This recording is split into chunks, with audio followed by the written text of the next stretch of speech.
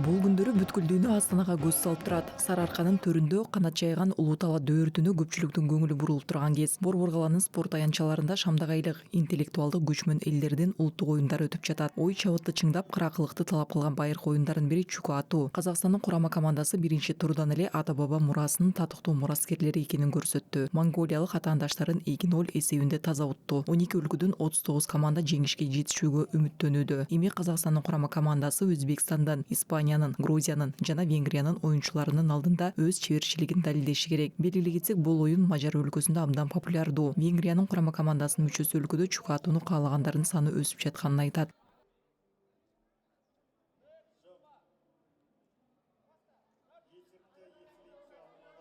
This game was known in Hungary in a very old times, but we forget about it.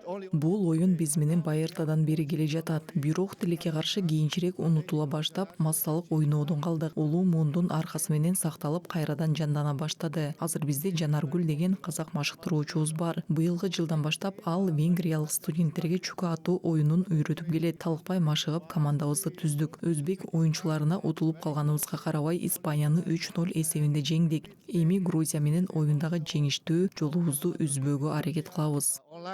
And we hope that we can win more. Борбор калага келген ар бир спортчу жеңиш менен сыймыктанат. Алардын арасында маст рестлинг, башкача айтканда таяк тартыш боюнча мелдештин катышуучулары оор машыгуунун өзүрүн көрүүгө үмүттөнүшөт. Бул жерде 33 өлкөнүн эң күчтүүлөрү өз ара бактарын сынап жатышат. Баары билектүү. Катышуучулар бири-бирине карама-каршы отуруп, буттарын мелдеш аянтын бөлүп турган тактага коюшат. Эң негизгиси таякчаны өз жагына сүйрөп кетүү керек. Болбосо каршылаштын колунан жулуп алганы жеңишке жетет. Таяк тартыш балбандардын биринин 2 жолу жеңишке жеткенине чейин уланат. Сыйлык ээлери эркектер жана айылдар үчүн жеке кароолор менен аныкталат. Өлкө намысын коргогондордун арасында сыйлык алган спортчу бар. Ольга Душаева менен Тахмина Кожамердиева курама куржундарын коло медаль менен толтурушту.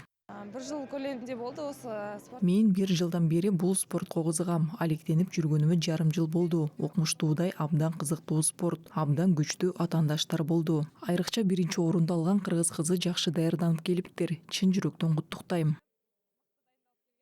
Жогорку деңгейде. Молодцы. Куттуктайм негизи. Чын жүрөктөн.